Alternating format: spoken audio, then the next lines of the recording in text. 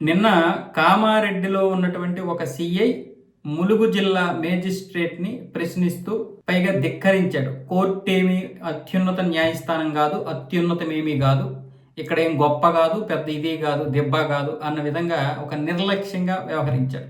ఈయన కామారెడ్డి ఎస్పీ పరిధిలో పనిచేస్తున్నటువంటి సిఐ నరహరి 2018 నుంచి 21 మధ్య జరిగినటువంటి కేసుల్లో 2 కేసుల్లో ఈయన దర్యాప్తు అధికారిగా ఉన్నాడు.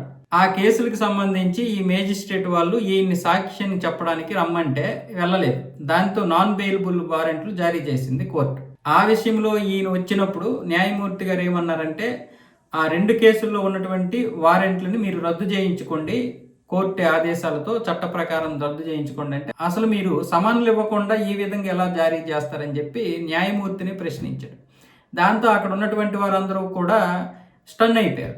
అది పక్కన పెడితే ఎంత నిర్లక్ష్యంగా వ్యవహరించాడంటే, మీరు ఏం చేసుకుంటారో చేసుకోండి, నేనైతే అలాంటివి ఏం చేయను, నా మీద మీరు వారెంట్లు జారీ చేయడం ఏంటి, నేను ఒక అధికారిని, మీరేమైనా చేసుకోండి, నేనైతే కామారెడ్డి ఎస్పీ ఆధ్వర్యంలో పనిచేస్తున్నటువంటి సిఐని అని చెప్పి ఆయన నిర్లక్ష్యంగా చెప్పడంతో అక్కడ ఉన్నటువంటి న్యాయవాదులందరూ కలిసి అలా స్టన్ అయిపోయి ఆయనకి వ్యతిరేకంగా కోర్టుకి క్షమాపణలు చెప్పడమే కాకుండా ఇలా ఇతని మీద చర్యలు తీసుకోవాలని చెప్పి కూడా వాళ్ళు డిమాండ్ చేశారు. అది మాత్రమే కాకుండా ఆ మహిళా న్యాయమూర్తి ఈ సిఐ మీద వెంటనే చర్యలు తీసుకోండి, ఇలాంటి నిర్లక్ష్యం ఉన్నటువంటి అధికారులు పనిచేస్తే రేపు ప్రజలకు కూడా చాలా అన్యాయమే జరుగుతుంది అని చెప్పి ఆవిడ వెంటనే ఇలాంటి పోలీసులకి ఏమొచ్చేసి తీర్పు ఇచ్చింది.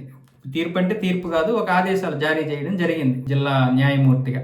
దాంతో ఇప్పుడు ఏమొచ్చేసి అతని మీద కామారెడ్డి ఎస్పీ క్రమశిక్షణ చర్యల్లో భాగంగా ఏం జరిగిందని తెలుసుకొని ఇప్పుడు సస్పెన్స్ ఇవ్వడానికైతే ఇచ్చేస్తున్నారు. సస్పెండ్ చేస్తారా లేదా తెలియదు. అంటే ఇలాంటి పోలీసులు ఉన్నటువంటి వ్యవస్థ మంచిది కాదని కొంతమంది అంటున్నారు. కొంతమంది ఏమొచ్చేసి ఆయన ఏమన్నాడు, కోర్టుని మాత్రం ప్రశ్నించకూడదు, కోర్టు మాత్రం అందరినీ ప్రశ్నించవచ్చా అని ఒకరు. కొంతమంది ఏమొచ్చేసి కరెక్ట్గానే కదా కోర్టు అడిగింది, మరి ఇదే పోలీసులు కూడా చాలాసార్లు ఇలాంటి ఏ అనుమతులు లేకుండానే అరెస్ట్ చేసేస్తారు, ఇష్టం వచ్చినట్లుగా చేసేస్తుంటారు, పర్వాలేదా అనే విధంగా కొంతమంది అంటున్నారు. కానీ ఏదేమైనా సరే ఒక న్యాయమూర్తిని, న్యాయ వ్యవస్థని ఈ విధంగా నిర్లక్ష్యంగా ప్రశ్నించకూడదు. అది గౌరవం పోద్ది, మిగతా వాళ్ళకు కూడా ఇది ఒక ఉదాహరణగా మిగిలిపోయే అవకాశాలు ఉంటాయి. కాబట్టి ఆ సిఏ పద్ధతి అయితే అంత నిర్లక్ష్యం మంచిది కాదు.